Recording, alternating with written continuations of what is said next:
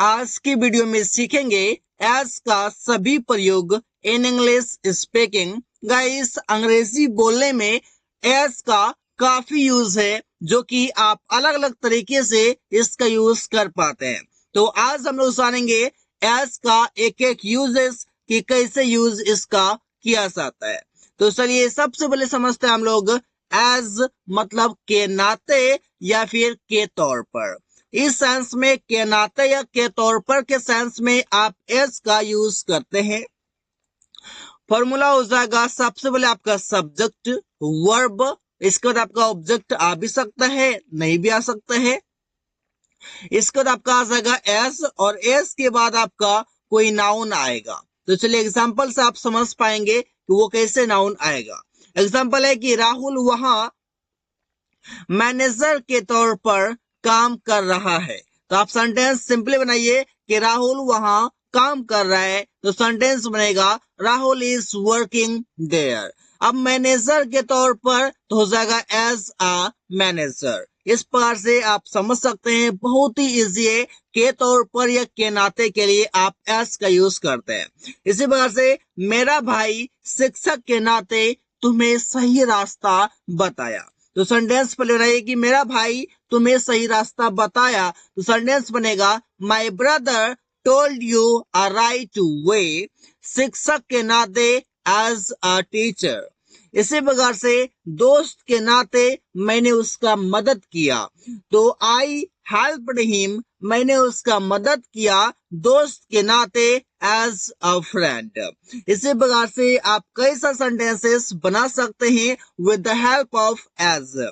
आगे गाइस आपका as far as, it means कि एज आपका शुरू में भी है और लास्ट में ही है, बीच में आपका फार है। It means as far as, इसका हिंदी मतलब होता है जहां तक।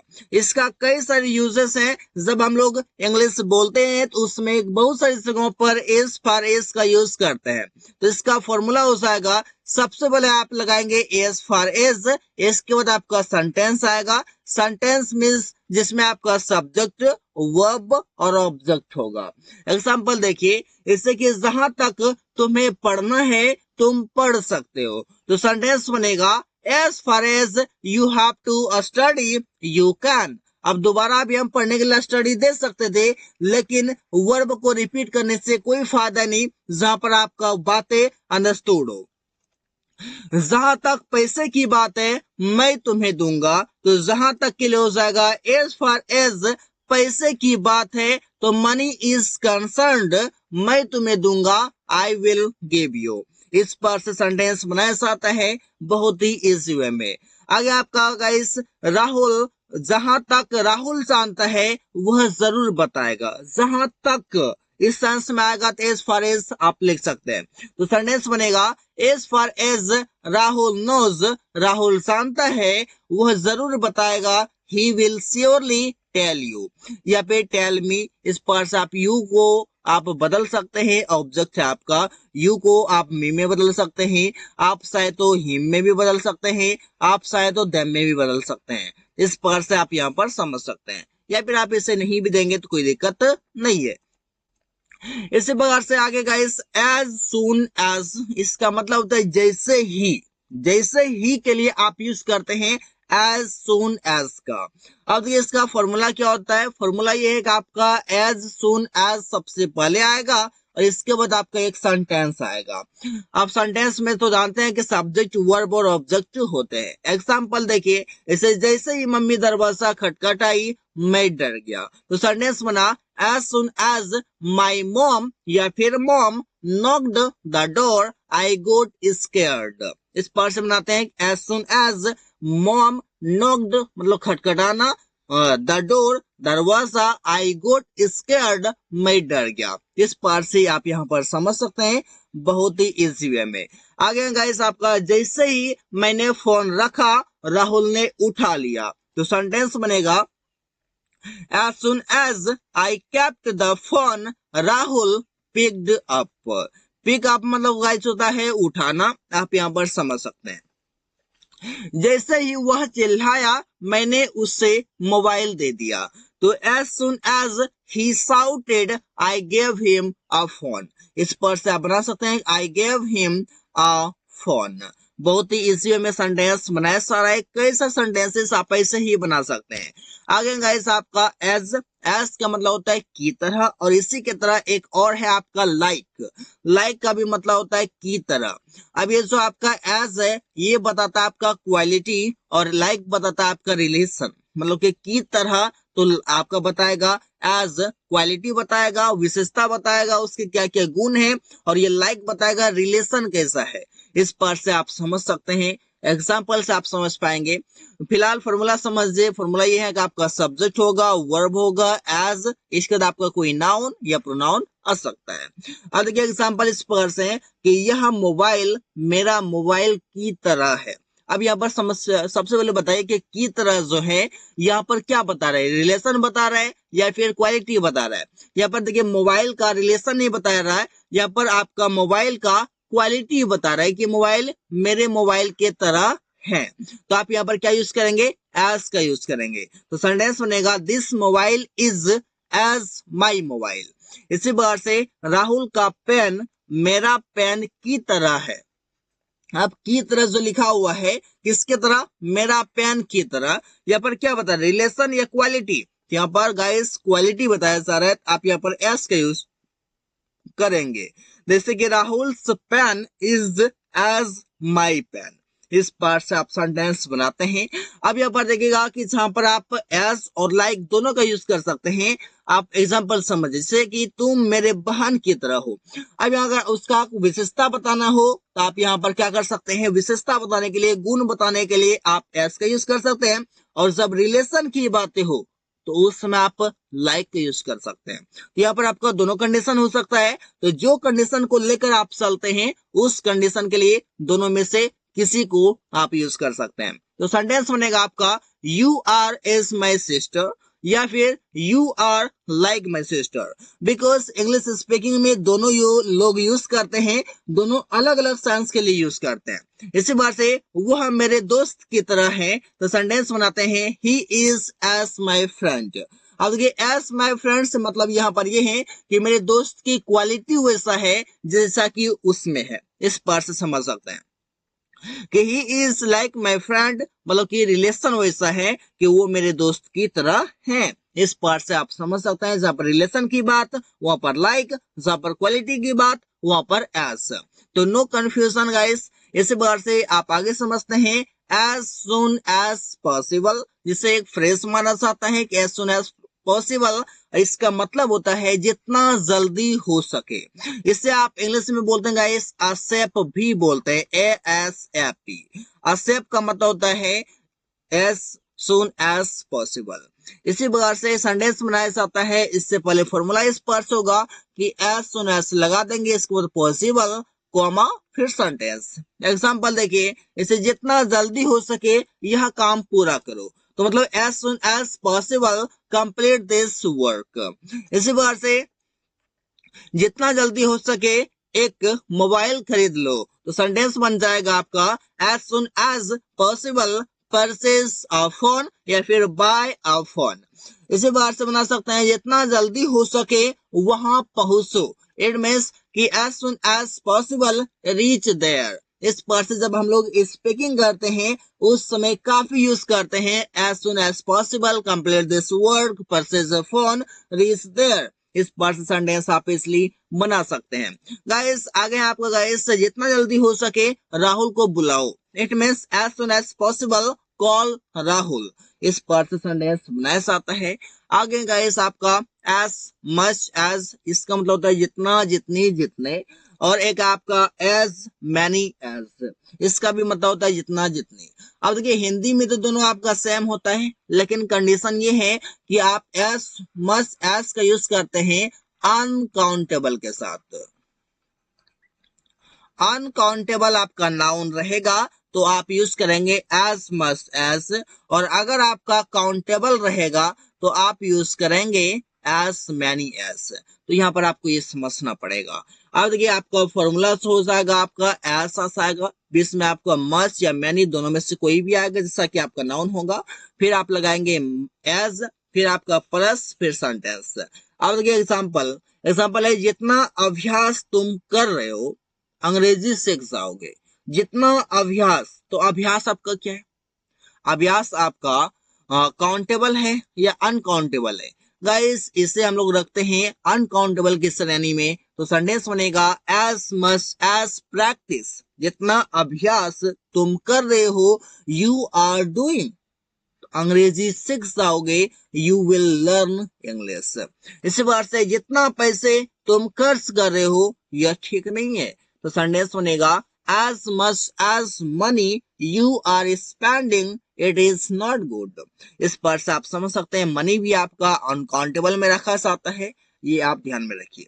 इसी बात से जितने आदमी तुमने देखा वे सभी मेरे ग्रुप में है, तो सेंटेंस बनेगा as many as men you saw they all are in my group। मतलब कि you saw तुमने देखा, they all वे सभी are in my group मेरे ग्रुप में है।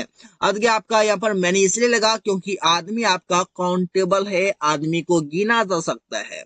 इसी प्रकार से आप समझ as well as इसका मतलब होता है तथा या के अलावा। अब देखिए फॉर्मूला ये है आपका subject verb object as well as plus फिर से आपका ऑब्जेक्ट आएगा। एग्जांपल है कि मैंने सब्जी तथा कपड़े खरीदा, सब्जी के अलावा कपड़े खरीदा। इस पर से समझ सकता है के अलावा से मतलब है के साथ साथ। सेंटेंस बनेगा I bought vegetables as well as clothes. इसका मतलब ये है कि मैंने सब्जी तो खरीदा ही, साथ ही साथ कपड़े भी खरीदा। वो मीनिंग आपका एज वेल एज देता है। इस बार से राहुल यहाँ के अलावा घर पर भी काम करता है, तो Rahul works here as well as house. इसी प्रकार से वह अंग्रेजी तथा हिंदी बोलती है, मतलब अंग्रेजी तो बोलती है, वो साथ ही साथ हिंदी भी बोलती है, तो सेंटेंस बनेगा she speaks English as well as Hindi. इस पार्ट से आप सेंटेंस बहुत ही इजी वे में बना लेते हैं। तुम बोलना तथा पढ़ाना जानते हो, it means you know speaking as well as teaching. इस पर से सेंटेंस बनाए जाते हैं। आगे आपका गाइस एज क्वालिटी एज, इसके बाद आपका आ जाएगा नाम। नाम से आप समझ पाएंगे कि क्या मीनिंग आएगा और इसका मतलब हिंदी में हो जाएगा गाइस की तरह। और ये फॉर्मूला तो आप समझेंगे, फॉर्मूला ये है कि आपका सब्जेक्ट हेल्पिंग वर्ब होगा एज, बीच में आपका एडजेक्टिव लगेगा, फिर एज, फिर आपका नाउन होगा। अब देखिए एग्जांपल जैसे कि प्रिया रिया की तरह सुंदर है। किसकी तरह? तो रिया की तरह। तो आप सेंटेंस बनाएंगे प्रिया इज एज ब्यूटीफुल एज। देखिए ब्यूटीफुल आपको क्या है? एक एडजेक्टिव है जो कि दोनों एज के बीच में आया हुआ है। इसको जिसकी तरह है और वो आप लास्ट में लिख देंगे रिया की तरह है।